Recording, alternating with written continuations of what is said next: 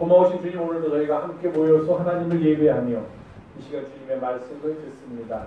말씀을 전하는 부족한 자도 또 말씀을 듣는 이들도 모두 겸손하게 주의 말씀 앞에 무릎 꿇게 하시고 오직 말씀에 입되어서 말씀이 인도하는 대로 살아가는 하나님의 자녀들 되게 도와주시옵소서. 이 시간에 주님께서 우리 가운데 함께하여 주시기를 간절히 바라며 우리 예수님의 이름으로 기도하옵나이다.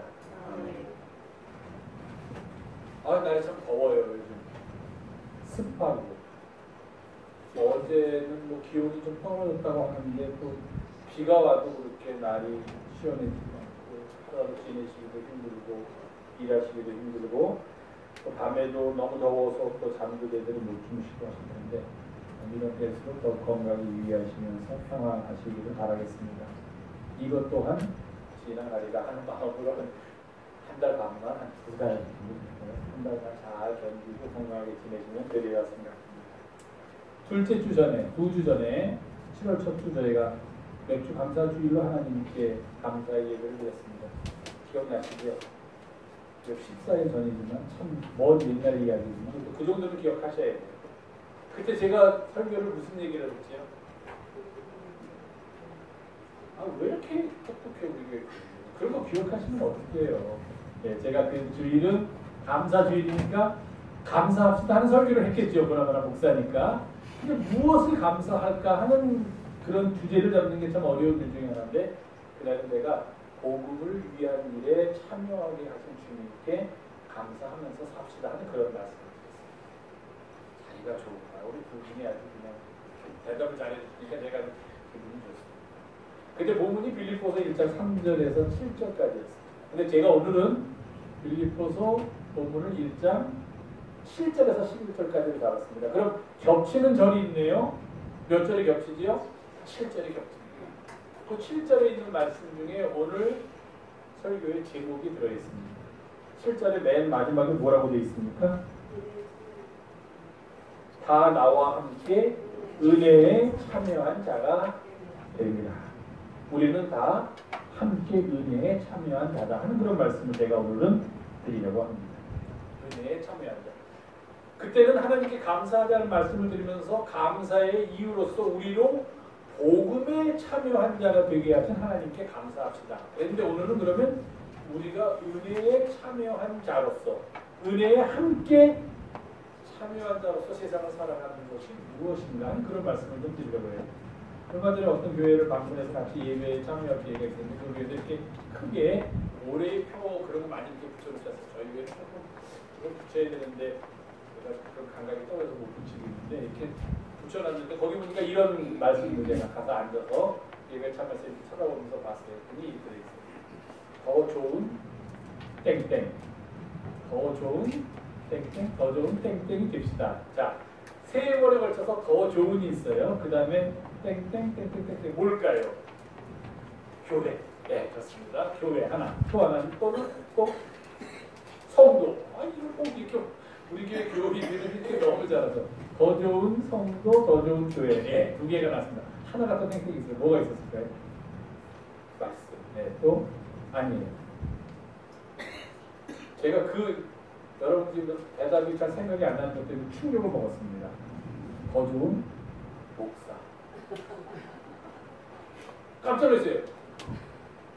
내가 더 좋은 목사가 되려면 그냥 조용히 나 혼자 좋은 목사가 되기 위해서 기도하고 그렇게 살면 되는데 그거를 올해 목표라고 정해서 앞에다가 써붙여놓은 거예요. 더 좋은 성도, 더 좋은 목사, 더 좋은 교회가 되는 이 한 해예요.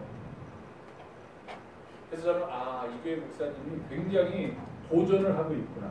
이렇게 써놓으면 교인들이 볼 때마다 우리 보고만 더 좋은 되지 말고 본인도 되겠다고 했으니 어디 얼마나 더 좋은 되고 있나 우리가 지켜보겠습니다 할 텐데 그거를 대놓고서 써놓고서 내가 이 1년 동안은 더 좋은 목사가 되겠습니다 라고 이제 선언을 한 거죠. 그리고 그것을 이제 감시당하는 거예요. 용감한 목사님이다. 제가 그런 생각을 했는데 또 한편으로는 이런 생각도 했습니다. 우리가 흔히 다이어트를 한다고 할 때 제일 처음에 할 일이 뭔지 아세요? 다이어트를 할 때 제일 처음에 할 일. 밥을 안 먹는다. 맞습니다. 또 누구야 주의 알리는 거. 그게 1번이에요. 다이어트를 할 때는 제일 처음에 할 일은 주위에 내가 다이어트를 한다고 알려야 돼. 그러면 다이어트를 한다고 알려놓고서 그 다음에 식당에 가서 막 먹는 사람들이 왜 아니 쟤 다이어트 한다고 그러지 않았나? 저게 다이어트 하는 건가? 이렇게 생각할까봐 우리는 먹고 싶어도 같이 앉아서 식사를 할 때 못 먹게 돼요.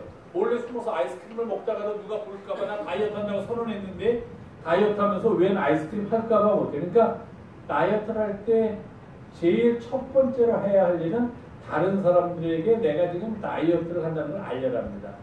그 이유가 이제 두 가지죠. 하나는 내 스스로를 조절하기 위해서, 또 하나는 이렇게 사람들이 자꾸 권하지 않습니까? 이것도 먹어, 야 이것도 해도 돼, 그거 괜찮아, 이렇게 하는 거는 사람들이 그럼 안 하게 돼요.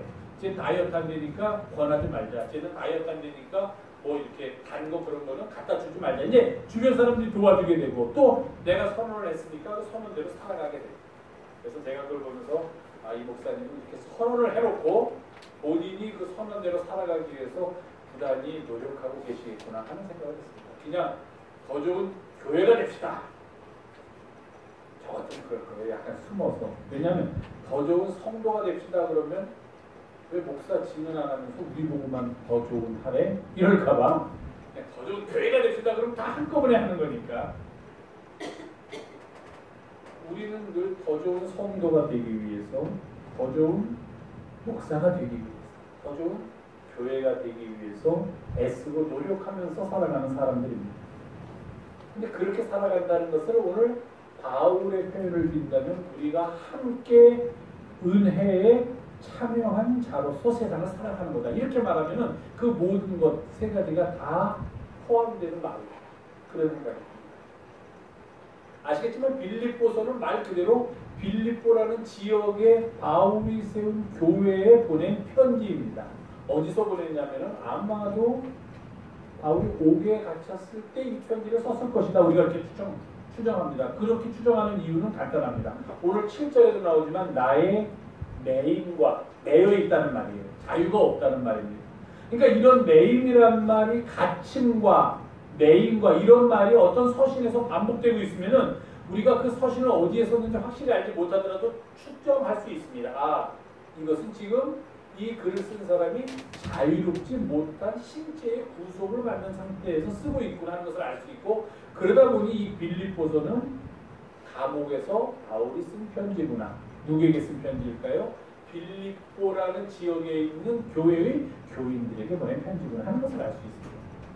사실 빌립보 교회는 유럽에서, 소아시아에서 유럽으로 넘어가는 그 접경 지역에 있는 도시가 빌립보입니다. 굉장히 당시에 상업으로 발달했고 커다란 도시 중에 하나였는데 바울이 그곳에다 교회를 세웠습니다. 유럽으로 복음을 전하기 위해서, 아시아에서 복음을 전하던 바울이 유럽으로 복음을 전하는 어떤 그 본부로서, 기지로서 세운 교회가 빌립보 교회입니다. 근데 어떤 일은 바울이 옥에 갇혀 있는데 그 빌립보 교회를 기억하면서 쓴 편지가 바로 이 빌립보서인데, 여기서 바울은 이렇게 얘기합니다. 나는 지금 갇혀 있습니다. 그러면서 동시에 복음을 변명한다. 그렇게 우리가 말하는 변명이 아니라 디펜스 한다는 겁니다. 복음을 지킨다. 그리고 복음을 확정한다. 복음의 내용이 이런 것이다 하는 것을 세상 사람들한테 알리는 일을 하고 있는데, 내가 여러분들은, 빌립보 교인들이라서 여러분들은 이런 일에 있어서 모두 다 나와 함께, 바울과 그의 일행과 함께 은혜에 참여한 자입니다 라고 빌립보 교인들에게 얘기하고 있습니다. 저는 이것을 바울이 빌립보 교인들에게 뿐만 아니라 우리들에게도 오늘 이 시간 말하고 있다, 그렇게 말씀드립니다. 여러분에게 지금 바울이 말하고 있습니다. 나는 지금 갇혀있지만 내가 이렇게 그리스도를 위하여 고난을 당하며 갇혀있는 이 사실, 그러면서도 내가 복음을 지키기 위해서 애를 쓰면서 동시에 복음의 내용을 사람들에게 전하는 일에 나의 삶을 바치고 있는 이것을 모두 다 한마디로 압축한다면 은혜에 참여하는 일인데, 그 은혜에 참여하는 일에 바울, 그리고 이 바울이 이 편지를 썼던 빌립보 교회 교인들, 그리고 오늘 이 말씀을 함께 나누는 영성교회 교인들 모두가 이런 일들을 위해서 은혜에 참여한 자가 됨을 하나님께 감사합니다. 그렇게 저는 이 본문 말씀을 읽습니다. 여러분들도 그렇게 읽으시죠? 네. 과연 은혜에 참여한 자는 어떤 사람입니까? 제가 그때 잠깐 말씀드렸는데, 은혜에 참여한 자는 우리의 삶이 나의 뜻대로나 또는 나의 업적이나 나의 능력으로 이루어지는 것이 아니라 하나님의 도우심과 하나님에 의해서 사로잡혀서 내가 지금 살아가고 있다라고 믿음을 고백하는 사람들, 그런 사람들이 은혜에 참여한 사람들입니다. 그렇게 말씀드렸습니다. 나의 나됨은 하나님의 은혜. 나를 지으신 이도 하나님이고 나를 보내신 이도 하나님이고 나를 사랑하시는 이도 하나님이고 나를 구원하신 이도 하나님이시기 때문에 나는 그 하나님의 은혜 없이는 살아갈 수가 없습니다 라고 믿음을 고백하는 사람들, 그런 사람들이 바로 은혜에 참여한 사람들입니다. 그러면 이렇게 은혜에 참여한 사람들은 어떤 삶을 살아갈까? 그들의 삶의 모습은 무엇일까? 그것을 오늘 본문을 통해서 함께 나누려고 합니다. 바울은 그 이야기를 하기 전에 이렇게 얘기합니다. 빌립보 교회 교인 여러분들, 내가 예수 그리스도의 심장으로, 예수 그리스도의 마음으로, 예수 그리스도의 사랑과 열정으로 여러분들을 얼마나 사모하는지 하나님이 이 일의 증인이십니다. 하나님께서 하는 것이다. 그러니까 내가 그만큼 진실되게 여러분들을 그리스도의 심장으로, 마음으로 사랑하고 있습니다. 그래서 내가 여러분들을 위해서, 여러분들이 은혜에 참여한 자로 살아가게 하기 위해서 날마다 하나님께 이렇게 기도하고 있습니다. 그게 오늘의 본문입니다. 어떻게 기도하고 있는가 보도록 하겠습니다. 첫 번째, 여러분들이 지금 서로 사랑하면서, 그 사랑을 실천하면서 사랑을 전하는 자가 되면서 살아가고 있다는 소식을 들으면서 내가 감사합니다. 그런데 여러분들의 사랑은 이제 지식과 모든 총명을 더하여서 그 사랑이 더욱더 풍성해지기를 바랍니다. 그래서 그 풍성해져서 어디까지 가도록 사랑이 커지느냐 하면은 지극히 선한 것을 분별하는 단계에 이르기까지 여러분들의 사랑이 점점 더 풍성해지기를 바랍니다. 이렇게 얘기하고 있어요. 조금 이상합니다. 우리는 보통 이렇게 이분법적인 생각을 합니다. 사랑과 지식, 사랑과 총명은 뭔가 서로 다른 두 개의 나누어진 것이다. 분별하는 능력과 사랑은 다른 것이다 라고 생각하기가 쉽습니다. 왜냐하면 사랑은 우리가 흔히 얘기하는 감정의 영역이고 지식이라든지 총명이라든지 분별하는 것은 이성의 영역입니다. 우리는 이렇게 생각을 하곤 합니다. 그런데 왜 감정의 영역에 속해 있는 사랑이 이성의 영역에 속해 있는 지식이나 총명이나 분별한 거 어떻게 연결될 수 있을까? 어떻게 그것을 통해서 사랑이 더욱 풍성해질 수 있을까? 그렇게 의아한 마음을 갖기도 합니다. 그런데 바울은 그것이 가능하다고 합니다. 그리고 또 그렇게 해야만 우리의 사랑이 진정한 사랑이 되고 가장 큰 사랑이 될 수 있다고 얘기합니다. 흔히들 묻습니다. 세상에서 제일 좋은 것이 무엇일까? 세상에서 제일 아름다운 것이 무엇일까? 세상에서 제일 귀한 것이 무엇일까? 세상에서 제일 사랑한 것이 무엇일까? 라고 물으면 우리는 서슴지 않고 한 95% 이상의 사람들은 그것은 사랑입니다 라고 대답을 합니다. 그렇습니다. 사랑이야말로 우리 사람들이 생각할 수 있는 최상의 언어이면서 가장 아름다운 언어이면서 또 그러한 상태를 우리가 사랑이라고 말합니다. 사랑을 하는 그 순간에는 세상의 모든 것이 다 보이지 않고 사랑하는 사람만 보입니다. 요즘은 이 드라마를 쓰는 작가들도 아주 이 글 쓰는 능력이 뛰어날 정도로 발달되어 있고 사람의 마음을 이렇게 아주 탁탁 찌르는데 굉장한 능력이 있다는 것을 느끼게 됩니다. 우연히 텔레비전에서 드라마를 하나 보게 됐는데 젊은 사람들 어릴 때부터 같은 고향에서 자랐던 사람들이 크면서 서로 좋아하게 되는 그런 이야기예요. 격투기 좀 맞아요. 자꾸 제가 그거를 얘기하면서 샴이라고 그러니까 샴이 아니라 쌈이에요. 쌈 싸먹는다. 쌈 말이에요. 그 쌈의 의미는 뭐예요? 싸우다? 아니? 네? 어쨌든 근데 그걸 이렇게 우연히 보게 되면요 거기서도 주인공 두 사람 아주 예뻐요. 주인공 남자도 그렇고 여자도 그렇고 참 예쁜 주인공 두 사람이 대사를 하는데 저 정도 나이면 조금 대사가 거슬려요. 너무 직설적이야. 예를 들면 남자가 나는 지금까지 예를 들어서 너를 너무 좋아했는데 오늘은 좀 마음이 달라졌어. 왜?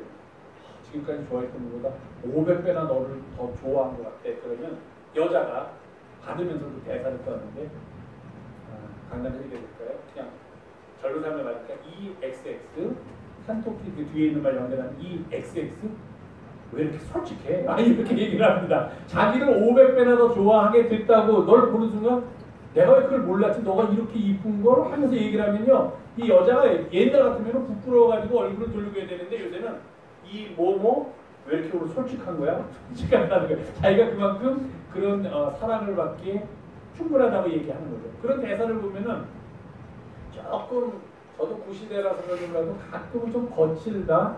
너무 이렇게 포장이 안 돼 있고 날로 대사가 나온다 하는 느낌이 들기도 하지만 저런 말들 속에서 그 사람들의 감정을 읽다 보면 야, 참 저렇게 살면 참 아름답다. 부럽다. 저 젊음이 부럽다는 그런 생각을 해봅니다. 우리가 사랑을 그렇게 가장 아름다운 마음의 상태다 그렇게 이야기합니다. 그래서 우리는 종종 사랑은 모든 것을 다 뛰어넘는 능력을 가지고 있다라고 이야기합니다. 그럴까요? 정말 사랑은 무조건 좋은 것일까요? 그렇지 않을 수도 있다. 그렇지 않을 수도 있다. 사랑이 모든 것을 다 해결해주지 못할 수도 있다는 것입니다. 오히려 사랑한다라는 그 생각 때문에 그 사랑이라는 것이 우리의 삶과 우리의 생각을 잘못 이끌 수도 있습니다. 우리는 때때로 사랑이라는 이름하에 자행되는 온갖 어리석은 일들, 잘못된 일들, 맹목적인 일들, 심지어는 추한 일들을 보게 됩니다. 내가 내 자식을 사랑합니다. 맞습니다. 사랑해야 합니다. 그런데 내 자식을 사랑하기 때문에 내 자식이 잘못해도 무조건 그것을 옳다고 그러고 옹호해주고 내가 잘했다, 너는 틀리지 않았다고 얘기하면 그것은 사랑하는 것이 아니다 하는 것입니다. 내가 내 자식을 사랑하지만 만약에 내 자식이 학교에 가서 다른 애들을 왕따시키는데 앞장선다든지 또는 한 학생, 한 친구가 힘이 없다고 해서 반항하지 못하고 저항하지 못한다고 해서 몇 명이 서로 작당을 해서 그 한 사람을 괴롭히는 일에 뭐 앞장서는 거 둘째치고 함께 하고 있다라고 하면 단언코 우리는 하지 말아라 해야지만 그것을 사랑하는 거지. 뭐 그럴 수도 있지 살다 보면 내 아들이 피해자가 아니라고 그렇게 얘기한다면 그것은 사랑이 아니라는 겁니다. 사랑한다는 말로써 모든 것이 다 용납될 수 있는 것은 아니라는 거예요. 왜냐하면 그것은 진정한 의미의 사랑이 아니기 때문입니다.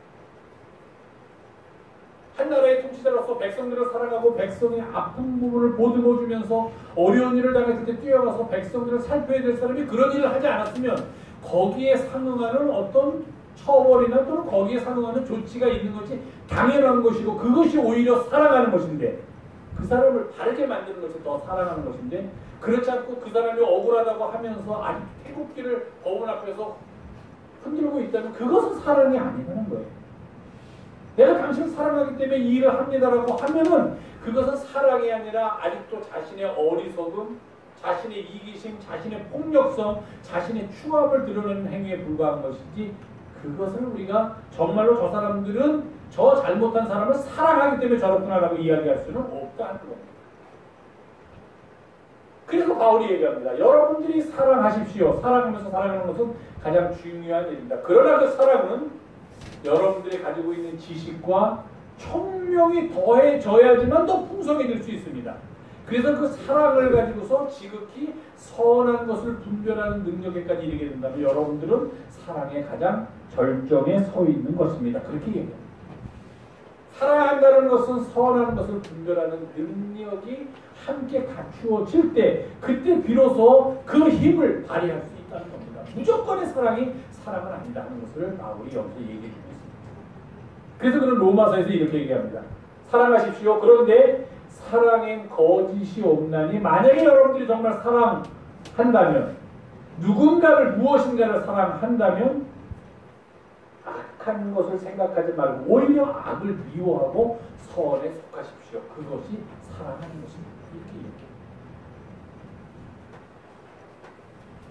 은혜에 참여한 자가 사랑하면서 살아가는 방법은 내가 사랑하는 일의 지식과 총명과 그리고 내 생각을 더하고 말씀을 더해서 그것이 선한 일인가 그렇지 않은가를 분별하고, 선한 일이면 그 일에 함께 기쁨으로 참여하고, 선하지 않은 일이면 그 일을 선한 일로 만들려고 애쓰는 것, 그것이 사랑하는 것이지, 잘못된 생각과 잘못된 인식을 가지고서 무조건적으로 받아들인다든지 또는 엉뚱한 편에 서서 엉뚱한 일을 한다고 해서 그것이 사랑을 하는 것은 아니다.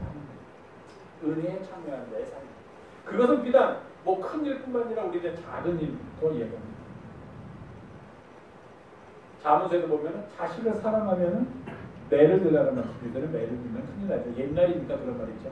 매를 들란 말이 있어요. 다른 말로 하면 자식을 사랑한다면 자식이 바른 길로 가도록 때로는 귀에 거슬리는 말이라도 하십시오 하는 그런 뜻입니다. 자식뿐만 아니라 세상의 모든 게 마찬가지다. 그렇지만 그걸 막 나서가지고서 다른 사람들을 정죄하면서 내가 너를 사랑하기 때문에 내가 너를 고쳐줘야 되기 때문에 그냥 막 하면서 막 이렇게 좌충우돌하는 분들 그렇게는 하지 마십시오. 그거는 그런 일을 할 사람은 따로 있으니까 선생님들이 그런 일을 하고 목사들이 그런 일을 하니까 그거가 따로 나고, 여러분들은 정말로 그 상대방이나 내가 만나는 사람을 사랑하는 마음에 내가 그 속에 있는가 아니면 지금 미워하는 마음으로 이 일을 하고 있는가 하는 것을 분명히 가려내야만 합니다. 사랑하는 마음이 가득 담아서 그러한 일을 하라는 거예요. 그러니까 여러분들의 사랑은 여러분들은 지금 모두 다 사랑하면서 살아가고 있다고 믿습니다.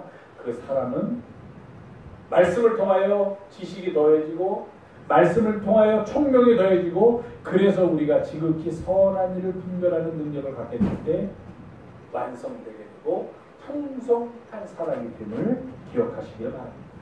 이게 은혜에 참여한 자가 세상을 사랑하는 방법입니다. 두 번째로 은혜에 참여한 자는 어떤 사람들인가? 자기 자신을 보존하는 사람들입니다. 오늘 본문에 이렇게 되어 있습니다.